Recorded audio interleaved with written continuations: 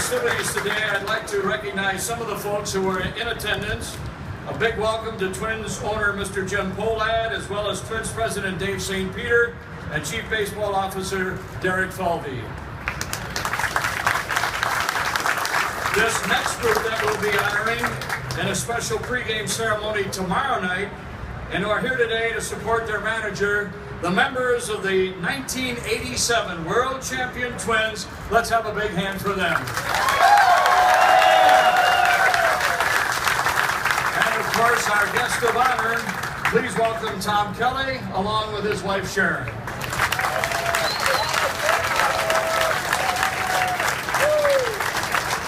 The Target Field statues, with the addition of Tom Kelly, now depict 8 of the greatest influences in the history of Minnesota Twins baseball. Each of these statues stand over 7 feet tall, and 6 statues made their debut when Target Field opened. Outside gate 28, we have the statues of owner Calvin Griffith and Twins legendary Rod Carew, number 29. Outside gate 34, we have the statues of Carl and Eloise Polad, as well as Twins legend number 34, Kirby Puckett. And to my left, the statue of the man who has hit more home runs in Twins history than anyone, Harmon Killebrew. This initial collection was then followed up in 2011, outside gate 6, with a statue of Twins great Tony Oliva, who is in attendance here today. And the most recent statue installation happening in 2012, outside gate 14, for none other than first baseman Ken Herbeck, also with us this afternoon. This statue program exists thanks to the efforts of Twins Senior Vice President of Operations Matt Hoy and Twins Senior Director of Ballpark Development and Planning Dan Starkey. They made these statues a reality. Once Tom Kelly's statue was concepted, we once again called upon artist Bill Mack, who makes his home here in Minneapolis and has worked for over 20 years, mostly as a commissioned artist. We're thankful for Bill's expertise and contributions to Twins history, and we invite Bill to share a few words here today. Mr. Mack.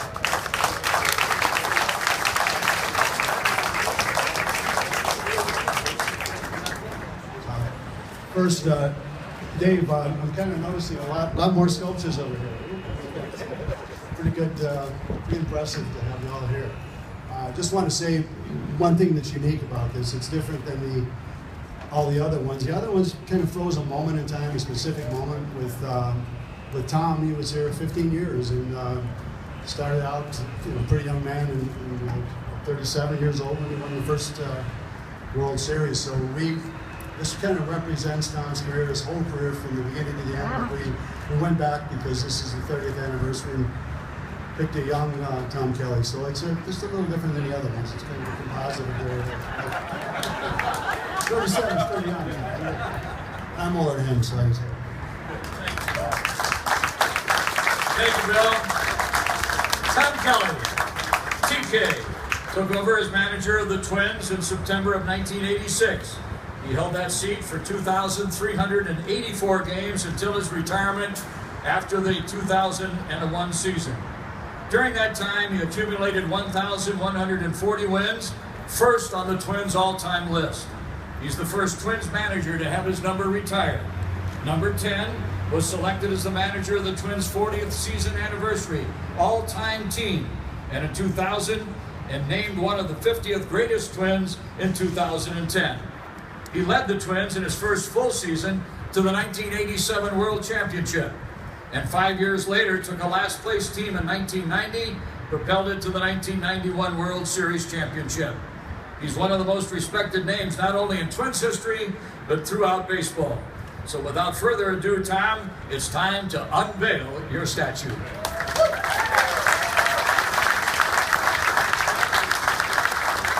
Assisting will be Dick Such.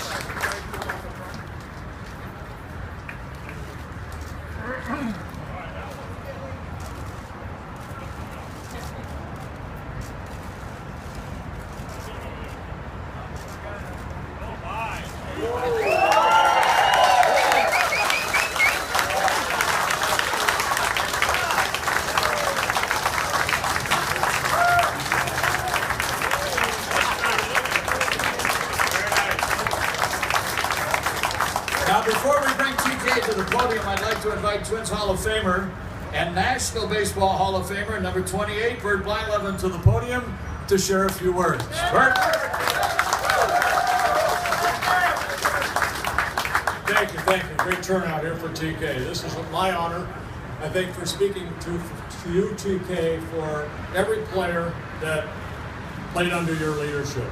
I think of all of us respected you as our manager, but most importantly, TK, I think we respected you for the man that you are. I'd like to read the plaque that is down on the floor in front of TK, and this is a quote from Tom Kelly. It says, "There is no shortcuts to success. It takes a lot of hard work and effort. I've tried to put my players in a position where they have a chance to succeed. I never felt that we should ask a player to do something that they cannot do. The name of the game is pitching." Yes.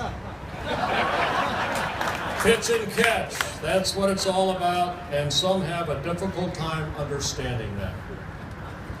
Without further ado, TK, I think I can speak for all the guys in 1987. When you took over in 1986, there was a positive attitude that went through the clubhouse that I hadn't seen probably since 1979 when I was with the Pirates when we won the World Series. You brought a lot of desire, you brought a lot of strength to everybody that was on that ball club. And with your over 1,100 wins, you certainly knew what you were doing. Ladies and gentlemen, Mr. Tom Kelly.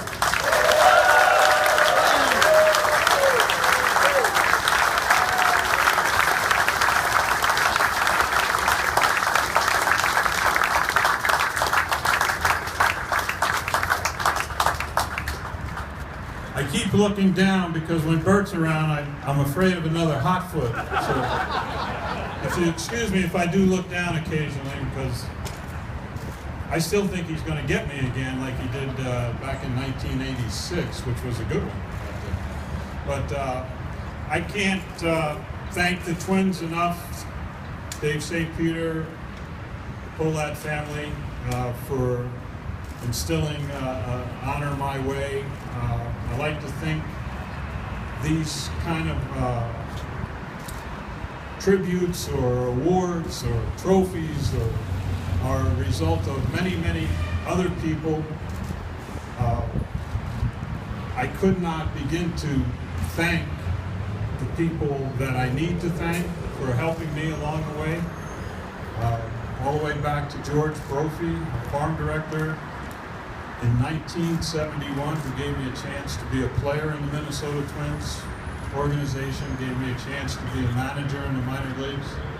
Even all the way back to Wayne Hathaway, who I don't know, became more of a mascot than a trainer.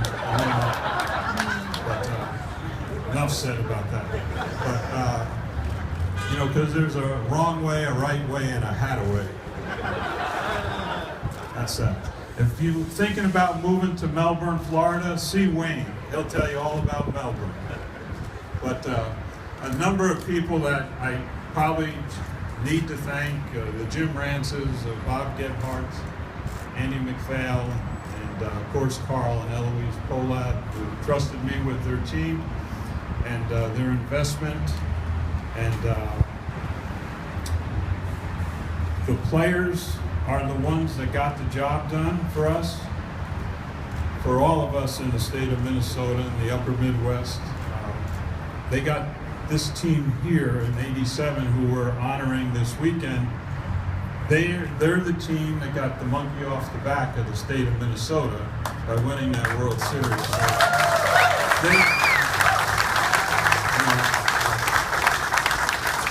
So all the players on the team, from the utility players, the extra infielders, the extra outfielders, all made up a good group of guys that went out and cared about each other and played the game the right way.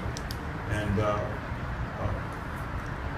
the team really, I felt, I get this question a lot, so I'll try to get it out of the way, but towards the end of July and August, they really started to play the game of baseball, and it became fun to sit there each night and just watch them play, because it was a real treat and something that we'll all get to remember.